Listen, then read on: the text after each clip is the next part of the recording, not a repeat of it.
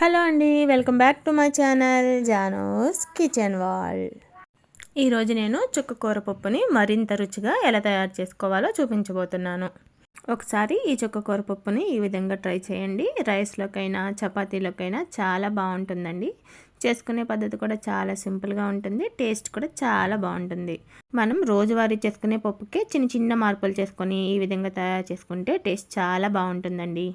దీనికోసం నేను ఒక కుక్కర్ తీసుకొని దాంట్లోకి 1 కప్పు వరకు కందిపప్పు వేసుకున్నాను. సుమారుగా 100 గ్రాములు.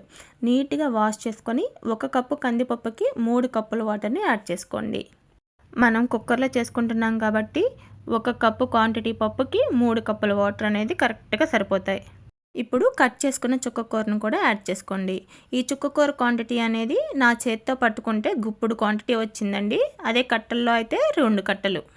నెక్స్ట్ 2 మీడియం సైజ్ టమాటాలని చిన్న చిన్న ముక్కలుగా కట్ చేసుకొని యాడ్ చేసుకోండి. 2 పచ్చిమిర్చిని కూడా సన్నగా బారుగా కట్ చేసుకొని అందులోనే 1 స్పూన్ వరకు పసుపును కూడా యాడ్ చేసుకొని వీటిపైన ఇప్పుడు ఒక చిన్న గిన్నె పెట్టుకొని దాంట్లోకి కొంచెం 2 రెబ్బల వరకు చింతపండుని యాడ్ చేసుకోండి. మనకి చుక్కకూరలో టమాటాలో కూడా కొంచెం పులుపు ఉంటుంది కదా, అందుకని 1 రెమ్మ వరకు చింతపండుని యాడ్ చేసుకోండి.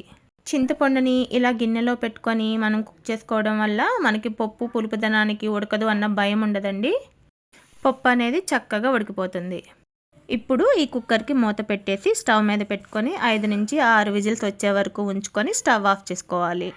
చూడండి, మనం వేసుకున్న క్వాంటిటీకి ఎక్కడ వాటర్ అనేది బయటికి కూడా స్ప్రెడ్ అవ్వలేదు. లోపల కూడా మంచిగా కుక్ అయిపోయింది పప్పు.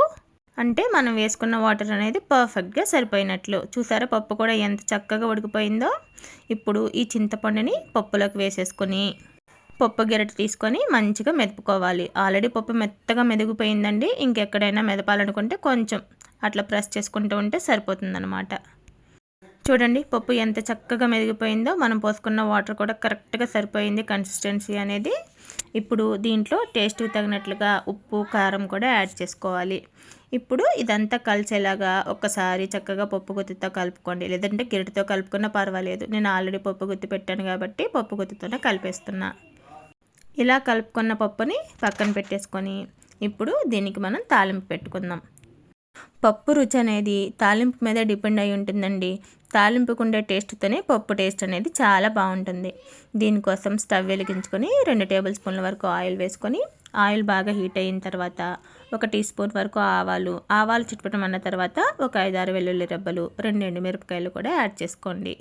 చక్కగా ఈ వెల్లుల్లి రెబ్బలు, ఎండుమిరపకాయలు ఇవన్నీ మంచిగా ఫ్రై అయిపోయిన తర్వాత మనకి ఈ పప్పు తాలింపుల్లోకి వెల్లుల్లిపాయి, జీలకర్ర, ఆవాలు ఇవేనండి మంచి రుచి ఇచ్చేవి.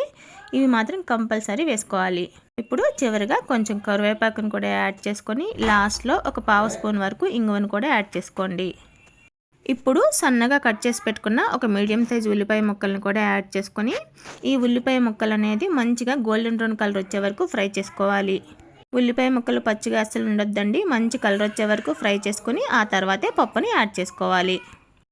చూడండి, వీడియో క్లిప్లో చూపిస్తున్నాను. ఉల్లిపాయ ముక్కలు మంచిగా కలర్ మారిపోయినాయి. ఇలా మంచిగా ఫ్రై అయిన తర్వాత ఇప్పుడు మనం పప్పుని యాడ్ చేసుకోవాలి. పప్పుకి లాస్ట్లో ఉప్పు కారాలు అనేది మనం యాడ్ చేసుకున్నాం కాబట్టి ఫ్లేమ్ని లోలో ఉంచుకొని 1-2 నిమిషాల వరకు ఉడికించుకోవాలి. ఇలా ఉడికిన తర్వాత లాస్ట్లో ఒక గుప్పుడు వరకు కొత్తిమీరను కూడా యాడ్ చేసుకున్నారంటే ఎంతో టేస్టీగా ఉండే చుక్కకూర పప్పు రెడీ అయిపోయినట్లే. ఇలా చేసుకున్న పప్పు రైస్లోకి కానీ, చపాతీలోకి కానీ, దోశల్లోకి కానీ ఎందులోకైనా బాగుంటుందండి. మరి ఈ రెసిపీ మీకు నచ్చితే ఒక లైక్ ఇచ్చి మీ ఫ్రెండ్స్ అండ్ ఫ్యామిలీ మెంబర్స్తో షేర్ చేసుకొని అదేవిధంగా నా ఛానల్ని సబ్స్క్రైబ్ చేసుకోండి. ఇలా నేను చూపించే మరిన్ని రెసిపీస్ మీ ముందుకు నోటిఫికేషన్ రూపంలో వచ్చేస్తాయి.